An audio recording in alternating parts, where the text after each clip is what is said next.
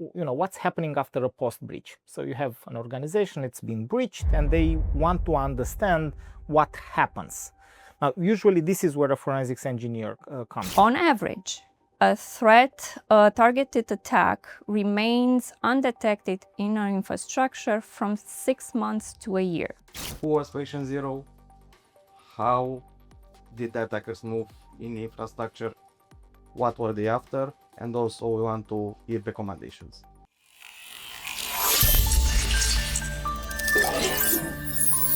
All right, so welcome back to a new episode of Cybercrime from the Frontline. And today we're going to talk about forensics. And I have some of you who already watched the show. I have old friends of the show. This is your host, Berte, and I have Cristina, and I have Radu, and I have Dragoș. I would love it, even if you already know who they are, to still hear a couple of words about each one of you and what you guys do. And then I'm super excited and stoked to learn more about the intricacies and the untold stories about forensics engineers. So Cristina, who are you and what do you do? Hi everyone, I'm Cristina. I am a senior manager at Bitdefender and I lead the forensic and investigation team for more than 50 years now. That's great. Radu? Hello, my name is Radu Tudorică. I'm a security researcher for Bitdefender Labs. My specialty is forensics and cloud security. And hi, my name is Gavriluț Dragoș. I'm the vice president of threat research here in Bitdefender. And one of the things that we handle is the detection and response part, meaning EDR, XDR, network detection and response, and so on, which are, let's say, really connected to everything related to forensics, in particular to the post-breach forensics and similar concepts. So really nice to be here again with you, Dan. Thanks for coming. I think it's great. A lot of the stuff that you guys do is a lot of minutia and time spent on looking for things that are not easy to predict when the result will come, right? You might spend a few minutes or maybe days on looking into finding answers to whatever the questions might have. So for that matter and reason alone, I'm excited that I could carve you out from that process. I'm also feeling guilty. However, it's easy for us to say, oh yeah, we know what a forensic engineer does because, hey, there's so many of us around, so many around us. But let's just assume that, we don't know what happens in forensics and what a forensics engineer does. So let's just define it and maybe walk me through a day in the life of a forensics engineer. So what do you do and how do you do it? Let me start with this. So first of all, the forensics engineer task, it's not something, let's say, redundant. Not at all. It's always something new and something very interesting to do. And I'm sure both Cristina and Radu will tell you a lot of stories around it. Now, second, there are some, let's say, differences between the type of forensics engineer work. So, for example, maybe the most common one is what's happening after a post breach. So you have an organization, it's been breached, and they want to understand what happens. Now, usually this is where a forensics engineer comes. They try to understand how it works, how the attack actually started, what were the weak points. It also involves gathering a lot of logs from the organization, look at them, depending on the type of the organization. And in most cases, usually it translates into a, let's say, I'm going to say, a really nice 100-page report where it is clearly explained every step that the attacker has performed within that organization.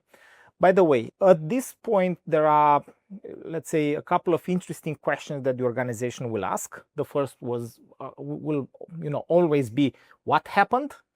So how did I get breached? What happened? Who made the mistake? But it's interesting because later in the evaluation process, they started to ask, what was the impact?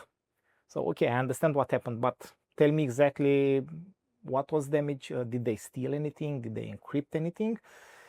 And it's also, another question that's going to resurface, but maybe late in the investigation when people start to say, could I have done something different so that this attack will not happen. And a forensics engineer has to be equipped to answer all of these questions, even if it's let's say from this perspective a completely different thing. So that's one aspect. Now this could have, let's say, various I'm going to say forms, but usually this is the way it plays. Another one that is also let's say very, very important is investigating a state-based attack.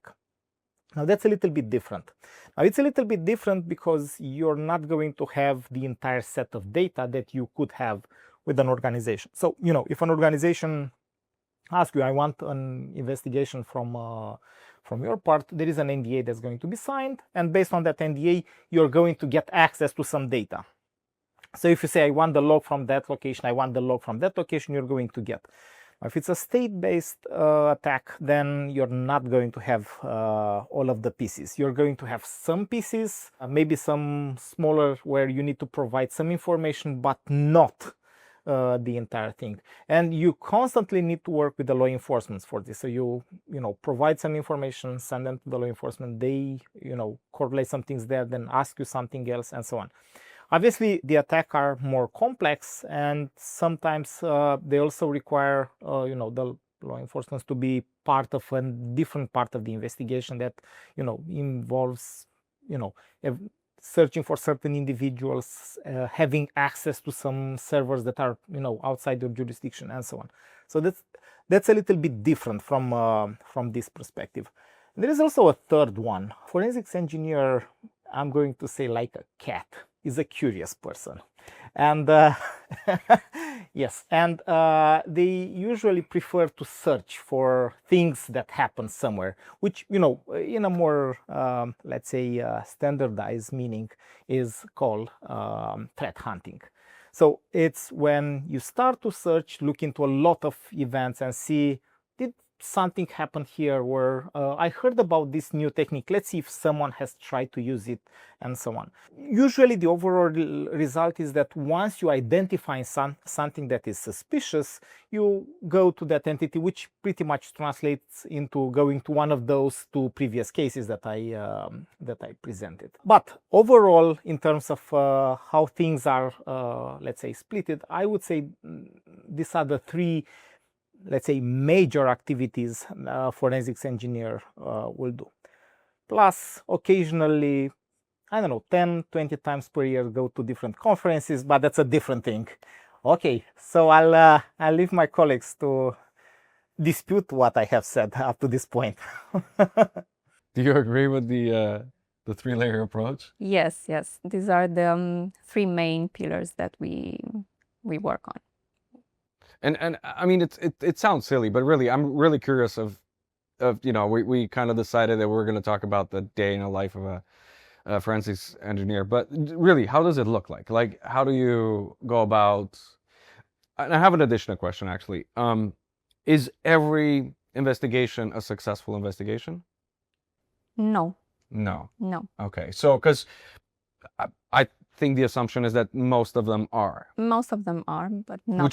Which is inherently an insane resolve. That's a incredible amount of hard work and fortuity. But how does it start? Like, how do we work on this? How do we get notified of the breach that we need to investigate? How does the process go? There are multiple ways that the start of the investigation happen.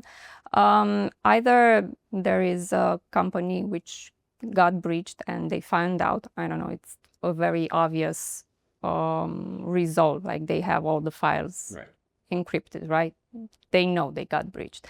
And they come to us and ask for our help to, start to investigate and to see how it happened and all the other things Dragoș said. Or we find something in, our telemetry or searching from data from the whole internet. And if we manage to get contacts for that particular victim, we go to them and say, hey, things are very suspicious. let us help you solve the case and clean your infrastructure. And Radu, do you feel like excited when you get to work on a new investigation, or do you feel like it's a lot of responsibility and you wish you didn't have to deal with it? How does it feel when you... Sometimes a combination of both, but most of the times I am excited to see what happened. I'm excited to put pieces together and see how this came to be. But also, in most cases, when a company comes to you and says, hey, I've been breached, this is what happened, you also feel that fear coming from them.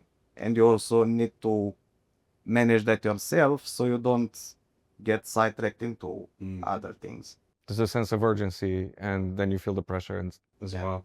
So you already mentioned having different situations where access to additional data is unavailable, or in the example of state attacks and so on. What are the other big challenges in the process itself? First of all, the post-breach investigation are the most challenging ones because you work in a crisis. When the team is called, it's not a matter of if it happened, it's a matter of how bad is it. So I like to say we are the bearers of bad news. Nobody likes us. So you have the victim which has its infrastructure compromised, maybe his business is down. They have clients and partners which they are calling and they want updates. They have insuring companies which want answers and so on. And then we came and say, don't touch anything. We need all the artifacts to analyze and you have to wait for our analysis. Of course, this never happens. The enterprise needs to go to do the business. They need to get their infrastructure back up. So the first challenge is to communicate with the victim in a crisis and to be able to help them get their infrastructure back up, but only after we collected the artifacts that we need to analyze in order to answer their questions. The second big challenge is to handle those artifacts. Things should not be restored before we collect them, should not be cleaned, should not be deleted. The artifacts should be collected correctly, because we had many cases where the IT department, for example, they did a disk image. It's a snapshot of a machine which is infected, and you get the snapshot at that time. They gave it to us and they didn't wait for us to confirm it's okay and restore the server. And when we looked at the disk image, we saw that it was corrupted or incorrectly saved. So all the evidence were gone at that point. So this is why I said not all investigations are successful, because we trip on this kind of problems. The third challenge is to have artifacts to analyze, because it's important for enterprises to acknowledge the fact that they should prepare for a breach, right? There is a high probability to face a breach a time in your life, right? So you have to prepare, you have to enable different type of logs and different type of events and store them for a decent amount of time.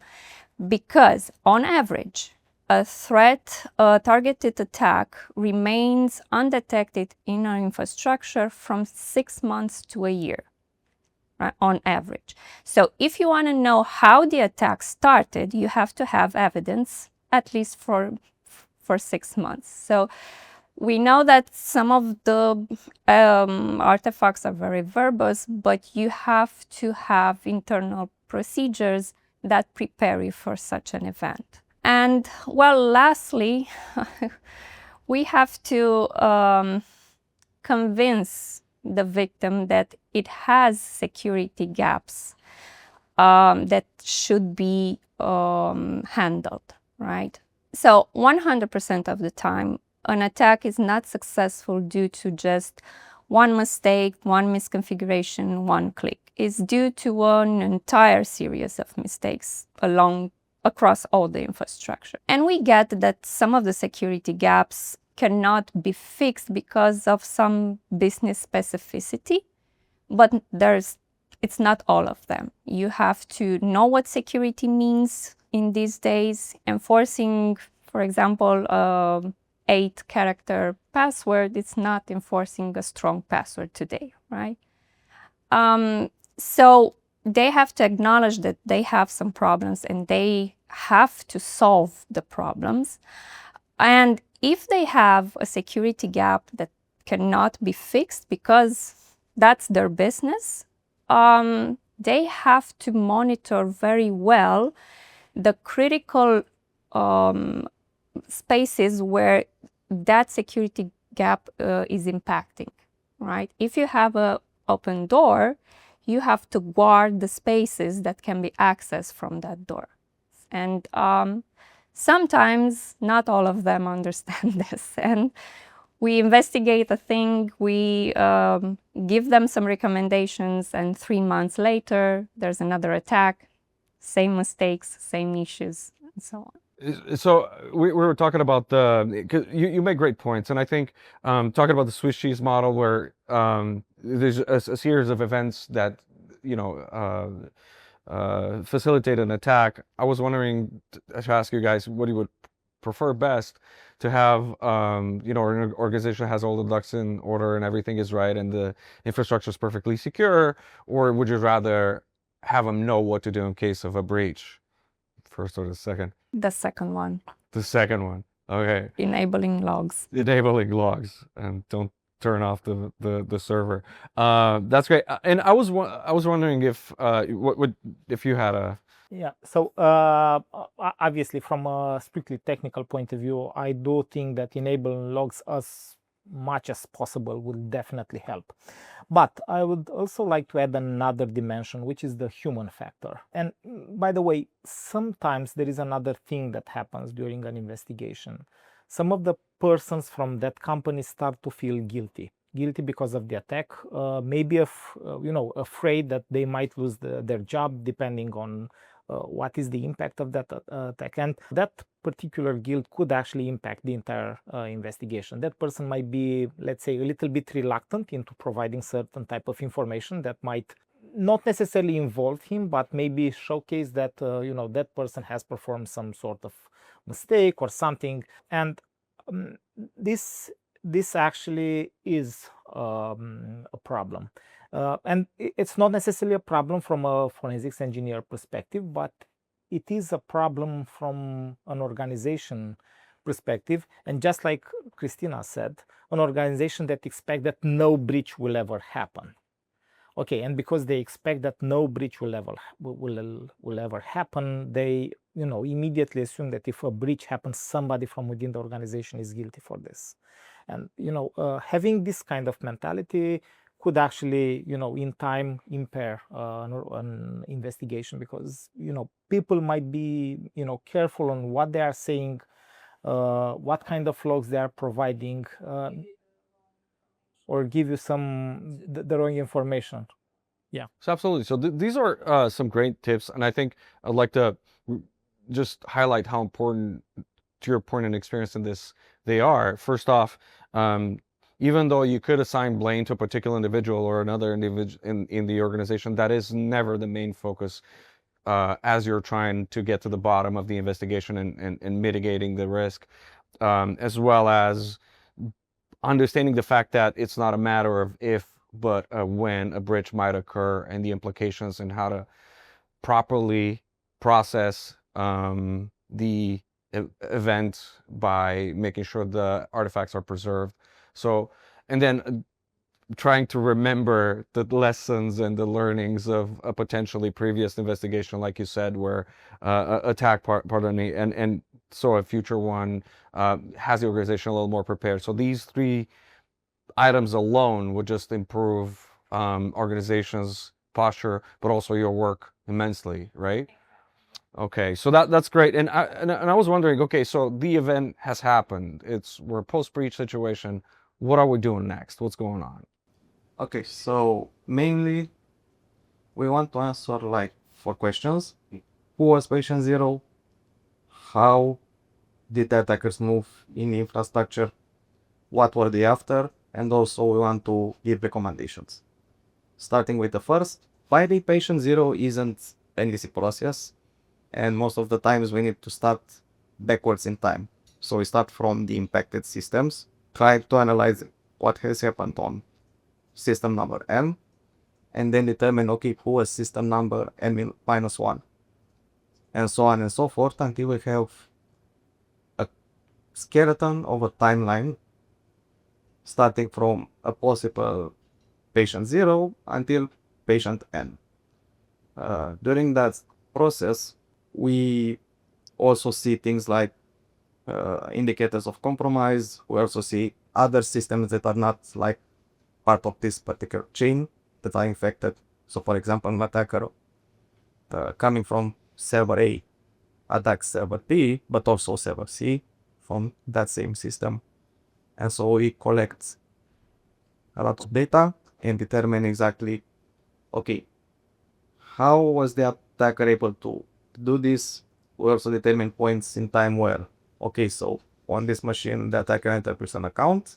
The next machines were attacked with a different account. How did the attacker get access to that account? And also we determine important points in an attack, such as when the attacker deploys another capability. So for example, you'd have a server that is networkly very close to other servers. So like it can access servers from a subnet or another one, and so on and so forth. And the attackers would deploy a reverse proxy on that server so they can directly access everything in those networks. So after we figured that all of that out, found out most of what the attacker has done, we try to see, okay, what is the attacker about? What are they targeting? And most of the times there are two things that an attacker cares about, that being credentials and data. How these are utilized really depend on the type of the attack. So if it's a crimer scenario or an ABT scenario, for example, in a crimer scenario, the attacker moves fast, they utilize newly found credentials as fast as they get them, and are also on the lookout for places where data might be, so they can exfiltrate it or encrypt it, but they're generally looking more for access. In an APT scenario, usually the attacker is moving slower, is being careful so that they don't raise any alarms. They won't maybe do network scanning, or they want to do things that might be noisy. They might not utilize the credentials that they get on the first try. And basically they want to maintain access for as long as possible. They want to also tailor that access to their victim. So for example, it might be, it might not necessarily be an implant on machine, it might be an account that they can use externally and things like that. And finally, the part where we give recommendations. That really depends basically on every company. What were their low points in the attack, what they could have done better. Also, most of the times, even little security controls can help a lot. So for example, making sure a server can't connect to other servers that it doesn't really need to. And also, as Dragoș and Cristina were saying, enabling logs is very, very important. If you want, you can think of the forensics report as being torn out into little pieces, put in a set of books in a very big library. And when you decide not to turn on logs, it's like taking a chef from that library and lighting it on fire. I like that analogy, and it's unfortunate, and like you said, in some cases that is what happens, and there's little chance to actually be able to perform a successful investigation, which is unfortunate. However, the lessons learned also turn into the report, but also can turn into academic papers that later reveal some of the methods, which usually are creative, of the attackers to perform the attacks themselves, right? So I always find it fascinating. Not just academic papers. So in many of these cases, the attacker are using some very specific tactics. Not all of them, so some of them are known. This is actually how, the forensics engineer in many times perform attribution, says, I've seen this particular move at this actor.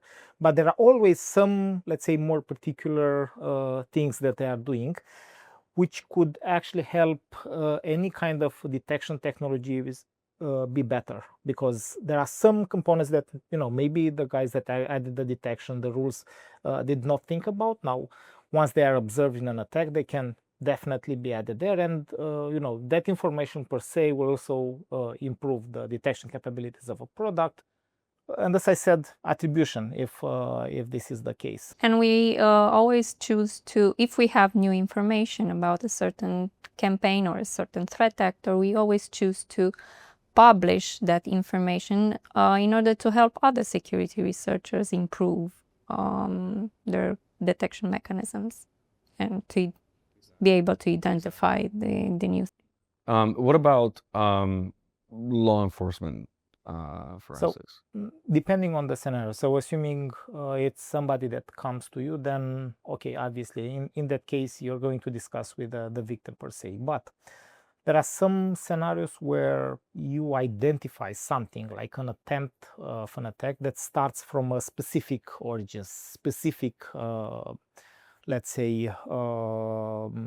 IP address or something, and for you to go further, you kind of need access to that resource. Now, in those scenarios, or if it's a scenario that, let's say, involves a state attack or something like this, you kind of need to involve the law enforcement. By the way, as a general logic, we as a company, as a security company, we cannot go to a, let's say, internet provider vendor and say, hey, I need a copy of this server. The only way you can get this is via law enforcement. So those scenarios implies you need to get there, you need to present the findings. Okay, few as they are, but if they are relevant, usually they jump in and try to help you with this. So try to open an investigation and help you get the necessary data. The other way around is when they start an investigation and they need you for your particular skills. This is when they actually know a little bit more about the attack, but part of the attack. So for example, if they know that you're very skillful in, let's say, analyzing binaries and understanding exactly what is their functionality, what they can do, then they might provide you the binary and ask you to help them better understand the entire functionality that resides from that component. So it's a two-way street. So you can go to them if you find something and you need some extra information, they can come to you. But again, usually it's, or in most scenarios, it's when you need some data that you cannot obtain otherwise. So it's from a server.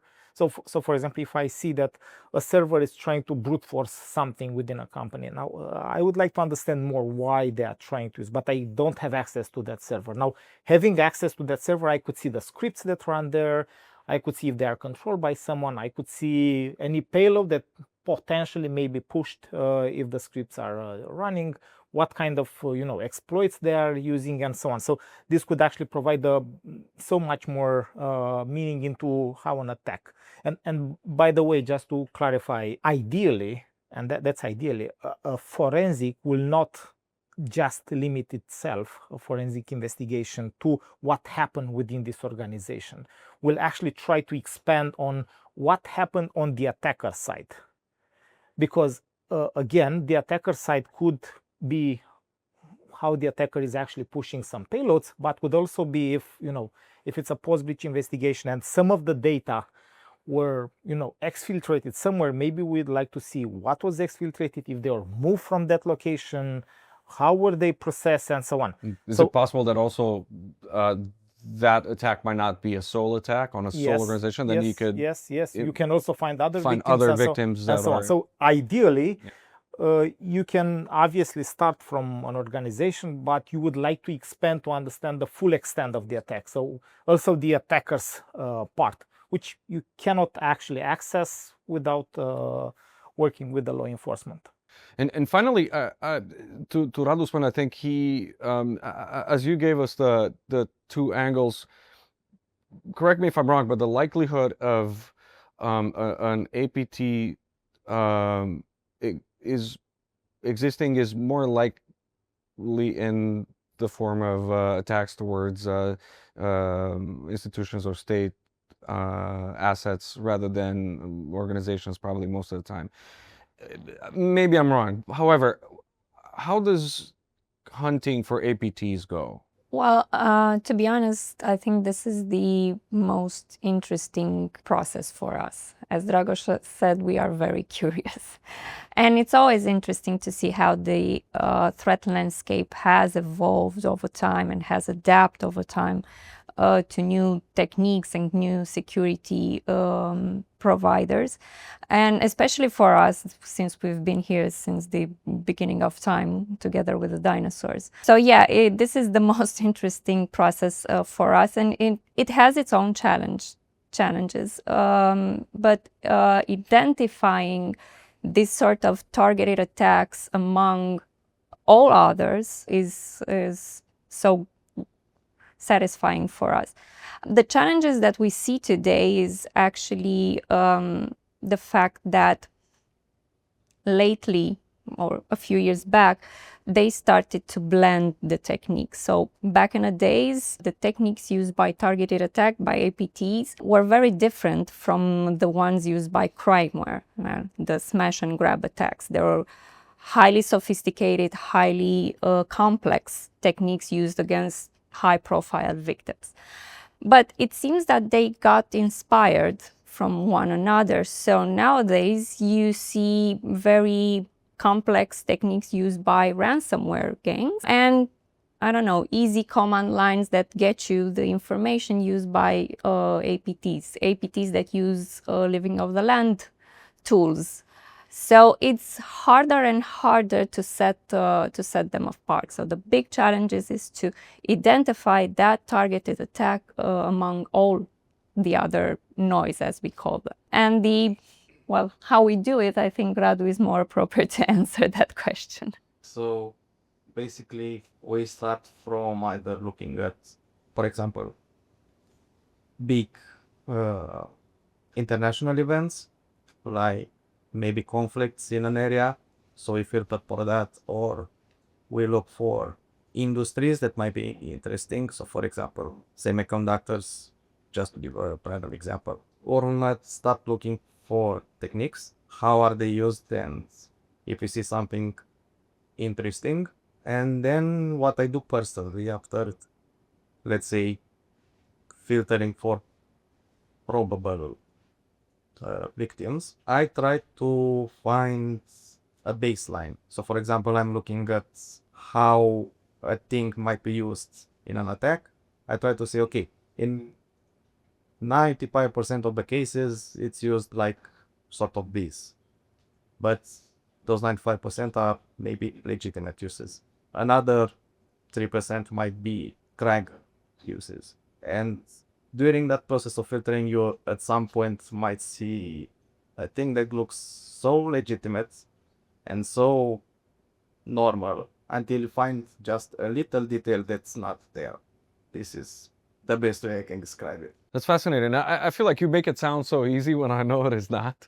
It's a crazy process of discovery. I'd love us to keep talking about it for longer. I think it's fascinating, even more so just to understand whatever opportunities and occasions you had to discover these things. But maybe we'll save that for a future episode. I'm very thankful to have you here and hear it from the actual experts.